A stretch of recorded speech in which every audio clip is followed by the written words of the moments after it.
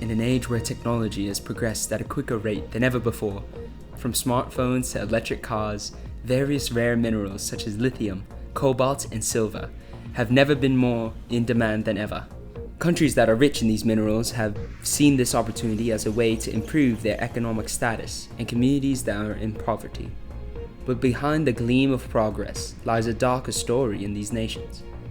In this episode, we will be visiting the native people of Pinal Plateau in Argentina, the cobalt workers in the DRC, and the natives in the Philippines. I've traveled to the Pinal Plateau of the Andes Mountains to get a feel for how mineral mining has affected native people.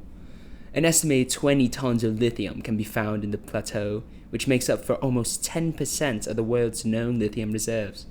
Lithium has become extremely valuable as time goes on, as the technological boom continues.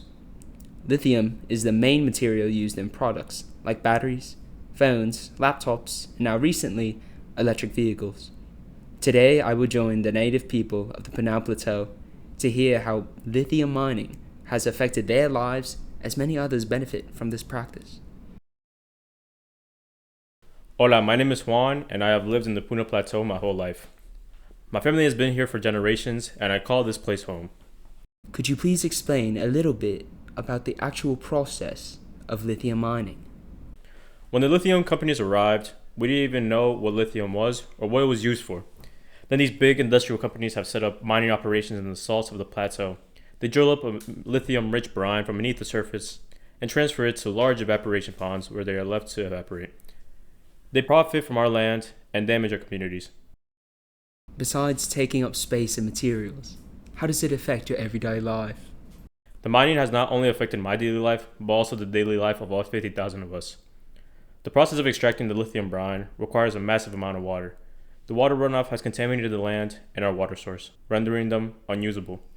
Families are struggling to support themselves because the land has become unfarmable and the water is undrinkable. We barely get enough water anyway, and now we can't grow any crops or raise livestock because of this contamination. I understand. Are the companies responsible for these problems doing anything to create a solution? These companies have introduced the concept of direct lithium extraction, or DLE, which they claim will be less damaging to the environment. However, there has been no evidence that this process is going to be better than the last. Our solution to the problem is the HSSC protocol. It's a simple solution of harvesting the lithium in the same process we use for harvesting salt for years. Before any actions are made that could affect the environment, they must consult with Mamita Salinas or Mother Salinas, like how we have been doing for all these years. Has the government had any involvement or support in this constant struggle with lithium mining? The government has shown us little to no support. They have kept us in the blind to the harmfulness of the lithium mining. We have no concrete information about the mining operation, and the government doesn't verify its information before releasing it to us. Not even the mining companies have explained anything about the mining process that is happening on our land. Since we don't have any support from the mining companies or the government, we have taken it upon ourselves to try to form communities to challenge these problems. Our communities are waiting for concrete information to get to us so we are able to make the decision and participate in the consultation process, HSSC. We wish to work with the government to ensure that these mining operations are being carried out properly. Besides receiving concrete information about these mining operations, what else do the people of the Pinal Plateau want out of this situation? We simply want our land and our people to be respected. We have strong ties to the land that we have lived on for many generations, and we feel it needs the proper respect it deserves. If these mining companies want to benefit and use our land, then they need to follow the proper process, consulting with the land and the people who live on it. I'm sure with the mutual respect and cooperation, our communities can begin to live like we once lived before.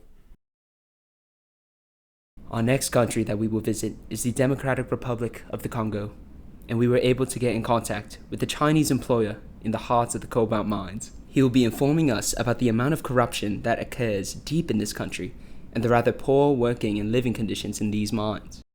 How long have you been working in this mine specifically? I have been working here for maybe a little over a year or so. What are the working conditions in these mines? The working conditions are constantly putting the miners in danger. Some mines lack support, which can cause sudden collapses. Also, some of these workers lack proper protective equipment, such as gloves, helmets, and breathing masks. Due to prolonged exposure of the toxic dust released by cobalt, this can lead the miners to lung disease. They also cannot stay down there for that long since the air gets rather thin quickly with the amount of workers in the mines. Following the working conditions, how many people have died due to these working conditions in the mine you are currently working at? What I've heard is that 1 or 2 have died, and some of the other workers are sick due to the toxic environment that they're constantly being exposed to. How deep are these mines in order to find cobalt? While the majority of these mines are artisanal and small-scale mines which go up to 30 meters deep, compared to the industrial mines that can go 100 to 250 meters deep.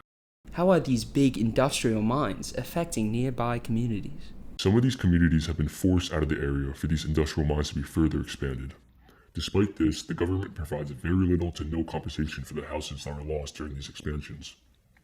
One of the natives that lived in a nearby village said, quote, "I had a large house with electricity and water.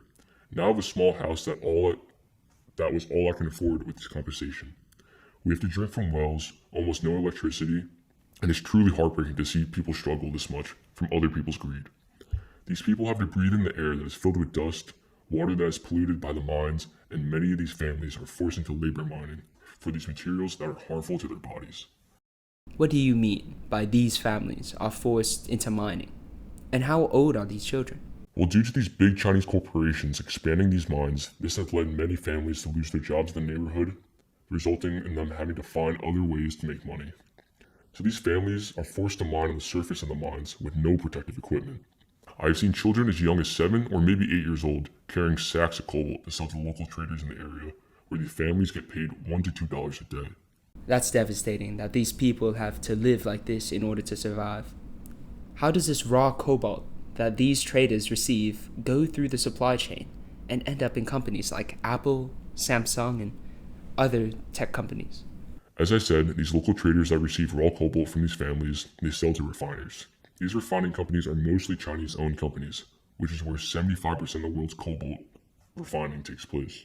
Do you believe that bringing these things to light will make companies such as Samsung and Apple be responsible for the possible damages and lives lost during the mining sessions? Well, since they benefit the most from these cheap cobalt prices, I believe that they would do nothing about it. Most of the time, the raw cobalt that was sold from these families get passed around from many traders to refiners, but by the end of it all, no one is held accountable since nobody knows where it came from. It gives these companies a smokescreen that they will be able to use to get these cheap prices. I will begin to believe that the listeners are heartbroken from this news. What do you believe these listeners can do to improve these miners in Congo to receive the attention they deserve? Not much. I believe that since this company is extremely corrupt, but I believe that raising awareness towards this problem could lead to something big in the future. Thank you for your courage, for showing us the inside of what really happens in these mines. Of course, thank you for giving me this platform to speak on. Today, I traveled to Palawan, Philippines. Here we will be talking to the indigenous people and rural communities that surround this province and how they have been affected by the increase in nickel mining in the area. Nickel is in high demand due to this element being in everything, used in everyday life from pots and pans, batteries and jet engines. Today I will be meeting with a native and he will be telling us how his family and the rest of the community have been affected by excessive mining in this area. Hello, my name is Gavin. I was born and raised in Palawan. Glad we were able to have this conversation. I would like to start asking you how life was before the mining began. This place used to be filled with trees, and the rivers nearby used to be clean and filled with fish. Now it's all being poisoned by the nickel mining. Now after this mining, how does this area look, and how are the people's health? It is terrible since nearby communities are also being exposed to this heavy metal contamination, whether that be in the air, water, or the animals that live in this area. There are not as many trees as there used to be. In the middle of the forest, there is a big wasteland that has been used for mining and has caused increasing health issues in these communities. Our water source has declined in terms of water quality, and several freshwater sources we used to be able to use have turned into a reddish-brown color. You talk about the increase in health issues. What type of illnesses or issues have you experienced? Well, since these mines opened, people have experienced asthma, a dry cough, difficulty breathing, and other respiratory problems. Other illnesses that we have experienced as a community are skin disease, and eye, throat, and skin irritation. Was this community or any nearby communities warned about the human rights or environmental risks of nickel mining? Were you allowed proper consultations for these mining projects? We as a community did not receive any warning or explanation of the possible harm that nickel mining could cause, and we were actually denied proper consultations on these projects. Since nickel is used from electric vehicles to laptops, what do you want other people from other countries to understand? Everything in life has a cost, and for the pathway of so-called green, it is not very green in some countries. Some countries are being sacrificed for the benefit of others, which I believe is unacceptable. We need solutions that respect human rights and protect the sacred lands that were given to us. Thank you for joining us today and showing us how you and your family have been affected by the greed of people. Thank you for listening. As we have seen from the voices of those in Argentina, the Democratic Republic of the Congo, and the Philippines, the true cost of modern technology goes far beyond the price tags of our devices. Behind the clean image of innovation lies a grim reality of environmental destruction, human rights violations, and communities left to suffer in silence.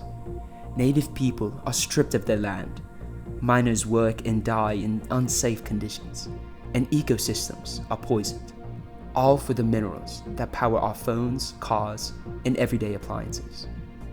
If we are to truly embrace progress, we must also embrace responsibility, demanding transparency from corporations, advocating for the protection of human rights, and recognizing that the pursuit of a greener future should not come at the expense of the world's most vulnerable. It is only through awareness, accountability, and collective action that we can ensure technology uplifts everyone, not just the privileged few.